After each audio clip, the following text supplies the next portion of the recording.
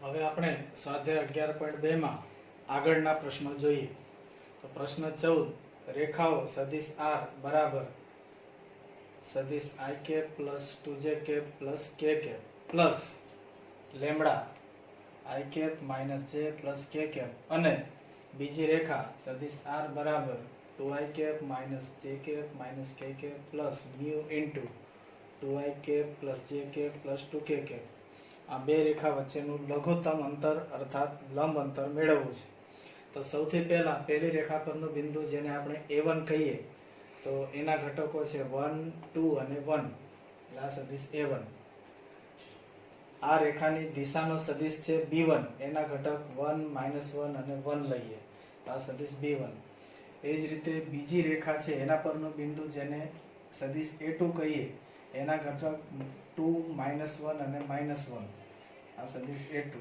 એ જ રીતે આ બીજી રેખાની દિશાનો સદિશ છે જેને સદિશ b2 કહીએ એના ઘટક 2, 1 અને 2 છે.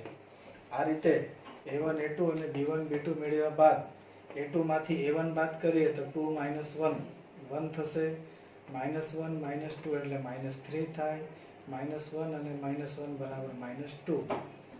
b1 ક્રોસ b2 એટલે નિશ્ચાયકમાં i j k, b1 ના ઘટક 1 - 1 1 અને b2 ના ઘટક અહીંયા લીધા તો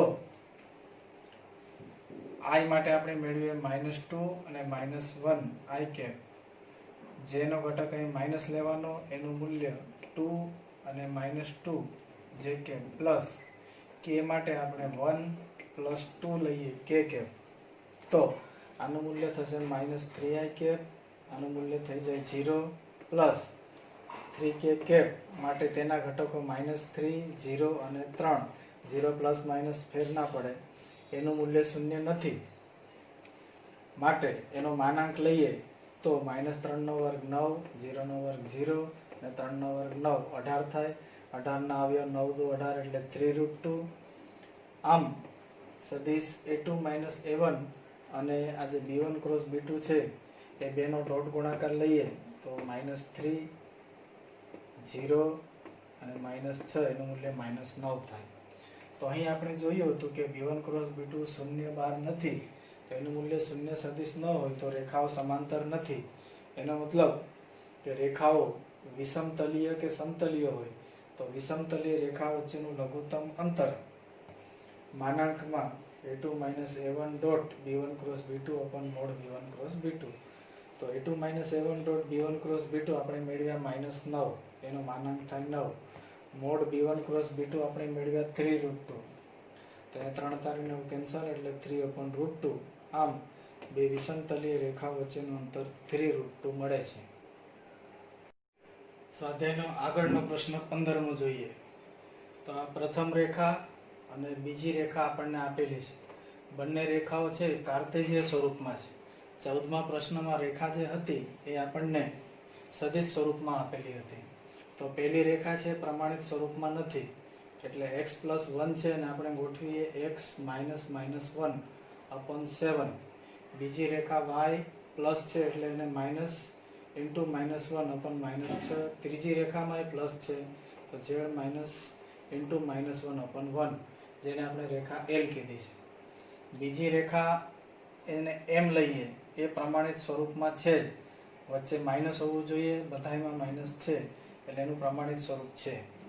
તો આ જે રેખા છે આપણી x - x1, y - y1 ને z - z1 સ્વરૂપમાં થયું. એટલે આ જે બિંદુ છે એ તમારા x1, y1 અને z1 થાય જેને આપણે સદિશ a1 કહીએ. બીજી રેખા પરના બિંદુ x2, y2 અને z2 થાય તો આ બિંદુઓ છે એને આપણે સદિશ a2 કહીએ. તો a1 અને a2 પરથી a2 - a1 ની બાદબાકી છે આપણને મળે છે 3, માઇનસ માઇનસ પ્લસ થઈ જાય એટલે 4, 5 માઇનસ માઇનસ પ્લસ થાય એટલે 5 ને 1 6 અને આ માઇનસ માઇનસ પ્લસ 7 ને 1 8 થાય. એ જ રીતે પેલી રેખા છે એનો દિક ગુણોત્તર 7, -6 અને 1 એટલે આ રેખાની દિશાનો સદિશ થાય b1 બરાબર 7, -6 અને 1. એવી જ રીતે બીજી રેખાની દિશાનો સદિશ b2 કહીએ તો 1, -2 અને 1. તો સદિશ b1 અને b2 મળ્યા એનો ક્રોસ ગુણાકાર લઈએ તો નિશ્ચાયકમાં I cap J cap K cap પહેલાનું મૂલ્ય 7 -6 અને 1 અને બીજાનું મૂલ્ય 1 -2 1. આનો નિશ્ચાયક તમે દૂર કરો તો નિશ્ચાયક દૂર કરતા આપણને મૂલ્ય મળે છે -4 -6 -8. એ શૂન્ય સદિશ નથી. શૂન્ય સદિશ એટલે 3 3 શૂન્ય થાય તો જ આવે. શૂન્ય સદિશ નથી એનો મતલબ આ બે રેખાઓ છે એ રેખાઓ સમાંતર નથી. હવે એનો માનાંક લઈએ તો માનાંકનું મૂલ્ય -4 નો વર્ગ 16 -6 નો વર્ગ 36 અને -8 નો વર્ગ 64 બરાબર વર્ગમૂળ 116. હવે રેખાઓ સમતલી કે વિષમતલીય જોવા માટે આ a2 - a1 આપણે મેળવ્યા, ડોટ આ b1 ક્રોસ b2 મળ્યા. તો આ બેયનો ડોટ ગુણાકાર લઈએ તો 4 ચોક -16, 6 ગુણ્યા -6 -36, 8 ગુણ્યા 8 છે 64 થશે. અહીં -8 છે એટલે -64. એનો સરવાળો -116 એ શૂન્ય નથી એટલે આ રેખાઓ વિષમતલીય છે. તો વિષમતલીય રેખાઓ વચ્ચેનું લઘુત્તમ અંતરનું સૂત્ર માનાંકમાં a2 - a1 dot b1 cross b2 upon mod b1 cross b2. તો a2 - a1 અને b1 ક્રોસ b2 નો ડોટ ગુણાકાર -116 નો માનાંક પ્લસ 116 થાય અને b1 ક્રોસ b2 નું મૂલ્ય વર્ગમૂળ 116. તો વર્ગમૂળ 116 અહીંયા 116 એટલે વર્ગમૂળ 116 નો વર્ગ કહેવાય.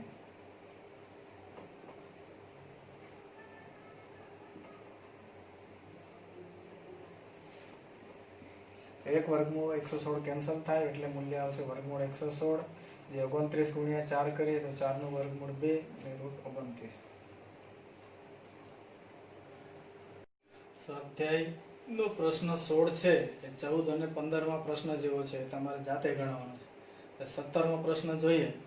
એનામાં રેખા સદિશ r બરાબર 1 - t * i cap plus t - 2 * j cap plus 3 - 2t * k cap અને બીજી રેખા સદિશ r બરાબર s + 1 * i cap plus 2s - 1 * j cap minus 2s + 1 * k cap વચ્ચેનું લઘુત્તમ અંતર મેળવવું છે. તો અહીં પહેલી રેખાને L ધારી અને બીજી રેખાને M, પણ રેખાઓ પ્રમાણિત સ્વરૂપમાં નથી. તો પહેલી રેખા L ને પ્રમાણિત સ્વરૂપ માટે પહેલા આપણે અચળ પદ લઈએ. તો 1 * i એટલે i cap -2 * j 2j cap plus 3 * k cap 3k cap plus હવે બાકી રહે t વાળું પદ. તો આ ti કેપ માંથી t કોમન લીધા એટલે -i બાકી રહેશે. બીજામાં -2j કેપમાં tj કેપમાં આપણે t કોમન લઈએ તો બાકી રહે માત્ર j કેપ, આગળ પ્લસ છે એટલે પ્લસ. એ જ રીતે -2t કેપમાં t કોમન કાઢીએ એટલે -2k બાકી રહે. એટલે આ પહેલી રેખા બની જ્યાં t બિલોંગ્સ ટુ r. બીજી રેખા m છે એનામાં પણ આપણે અચળ પદ લઈએ તો 1i કેપ એટલે માત્ર i કેપ. બીજામાં -j કેપ તો અહીંયા આપણે લીધા -j કેપ ને ત્રીજામાં -1 એટલે -k કેપ થાય એટલે ત્રીજું -k કેપ. બાકી આપણે રહ્યા s વાળા પદ એટલે si કેપમાં s કોમન લીધા એટલે i કેપ, અહીંયા 2j કેપ અને ત્રીજું -2k કેપ જે આપણે અહીંયા લીધા છે જ્યાં s બિલોંગ્સ ટુ r. તો આ રીતે L અને M પ્રમાણિત સ્વરૂપમાં ગોઠવી દીધી.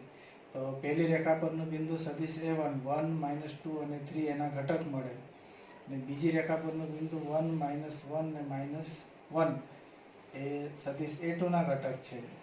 આ બેની બાદબાકી લઈએ તો એ બાદબાકી આપણને 0 1 -4 મળે છે. તો પહેલી રેખા પર છે એ રેખાની દિશાનો ઘટક સદિશ b1 -1 1 અને -2. એવી જ રીતે અહીંયા b1 મળશે. બીજી રેખા પર રેખાની દિશાનો ઘટક છે b2 1 2 અને -2 જે આપણને અહીંયા મળે છે. તો b1 અને b2 પરથી b1 ક્રોસ b2 નિશ્ચાયકમાં ij k કેપ -1 1 -2 1 2 -2 નિશ્ચાયકનું સાદુરૂપ આપતા આપણને મળે છે 2 -4 -3. એ શૂન્ય સદિશ નથી. શૂન્ય સદિશ એટલે 3 3 શૂન્ય નથી. માટે આ બે રેખા L ને M એ સમાંતર નથી. તો b1 ક્રોસ b2 નો માનાંક મળે છે √29. હવે રેખા વિષમતલી છે નક્કી કરવા માટે આપણે સદિશ a2 - a1 અને આ b1 ક્રોસ b2 મેળવ્યા તે બેનો ડોટ ગુણાકાર મેળવીએ તો એ ડોટ ગુણાકાર થાય છે 8 જેટલો. એ પણ શૂન્ય નથી, અહીંયા સદિશ નથી, શૂન્ય સંખ્યા છે. તેથી આપણે કહી શકીએ રેખા એલ અને એમ વિષમતલીય રેખાઓ છે. તો વિષમતલીય હોય તો બે રેખાઓ વચ્ચેનું લઘુત્તમ અંતરનું સૂત્ર આગળ જોયું એમ સદિશ a2 - a1 dot b1 cross b2 નો માનાંક છેદમાં b1 ક્રોસ b2 નો માનાંક. તો આ બેનો ડોટ ગુણાકાર આપણે મેળવ્યો છે 8. 8 નો માનાંક 8 જ થાય અને b1 ક્રોસ b2 એનું મૂલ્ય છે √29. આ બે રેખા વિષમતલીય રેખા વચ્ચેનું લઘુત્તમ અંતર થયું. સ્વાધ્યાય પૂરું કરી અને ઉદાહરણ 11 અને 12 આ 14, 15, 16 ની રીતે જ છે. તો આ બે દાખલા પણ તમારે ગણવાના છે. હવે આપણે રેખાઓ બાદ નવો મુદ્દો છે સમતલ. અંગ્રેજીમાં એને કહેવાય છે પ્લેન. તો સમતલ છે અલગ અલગ 3 રીતે શક્ય છે. 3 ભિન્ન અસમરેખ બિંદુઓ હોય તો આવા 3 ભિન્ન અસમરેખ બિંદુઓમાંથી સમતલ પસાર થાય.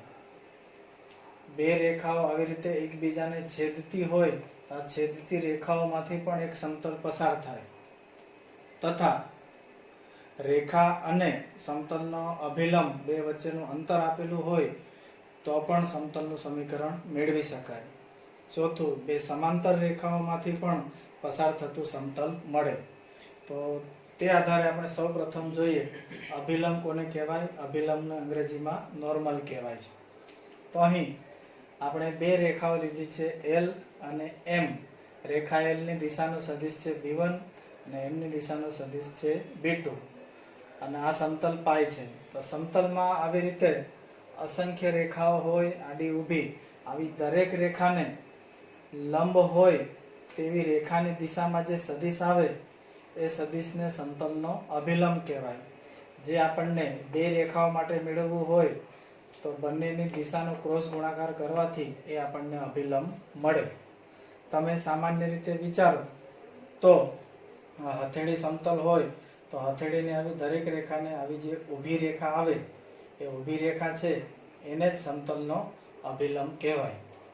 આપણે અહીંયા વ્યાખ્યા બતાવેલી છે કે સમતલ પાયમાં આવેલી પ્રત્યેક રેખાને લંબ હોય તેવી રેખાની દિશામાં આવેલા સદિશ n કેપને સમતલનો શું કહેવાય છે? અભિલંબ કહેવાય. આ રીતે આવી દરેક રેખા હોય એને લંબ હોય એવી રેખાને સમતલનો અભિલંબ કહેવાય. હવે એનું સમીકરણ આપણે મેળવીએ તો આકૃતિમાં x અક્ષ, y અક્ષ અને z અક્ષ એ ત્રણેયનો છેદબિંદુ O છે. ત્રણેયમાંથી પસાર થતું કોઈ એક સમતલ પાય છે. તો એ ઉગમ બિંદુમાંથી આ સમતલ પર આપણે સદિશ લીધો OP તથા ઉગમ બિંદુમાંથી સમતલનો અભિલંબ છે ON જેનું અંતર D જેટલું છે અને આ ON ને લંબ હોય તેવો સદિશ છે NP. તો આકૃતિમાં આપણે સમતલ પાયમાં ઉગમ બિંદુ છે તથા સદિશ ON એ અભિલંબ છે જેનું ઉગમ બિંદુથી અંતર D જેટલું છે.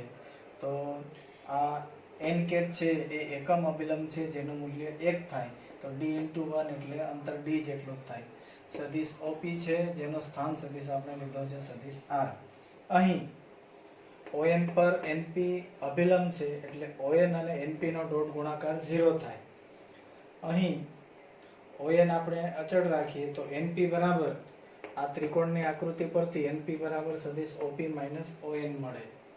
તો NP નું મૂલ્ય લીધું સદિશ OP - ON ડોટ ON = 0. તો OP એટલે આપણે અહીંયા દર્શાવેલા છે સદિશ R. ON એટલે આપણે શરૂઆતમાં લીધું સદિશનો એકમ અભિલંબથી અંતર જેને dn કહેવાય અને ON સદિશ બરાબર dn.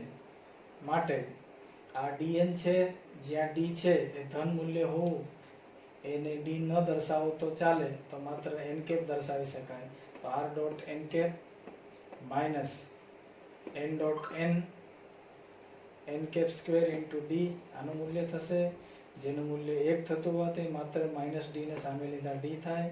તેથી r ડોટ n બરાબર d જે અભિલંબ સ્વરૂપ સમતલનું સદિશ સમીકરણ કહેવાય છે.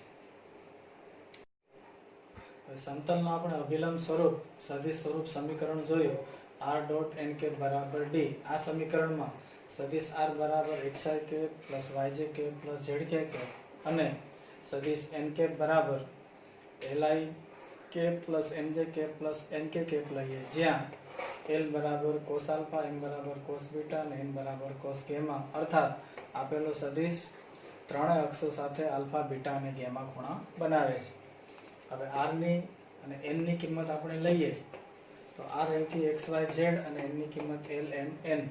તો ડોટ ગુણાકાર થાય lx my nz b. આને સમતલનું કાર્ટેશિયન સ્વરૂપ સમીકરણ કહે છે.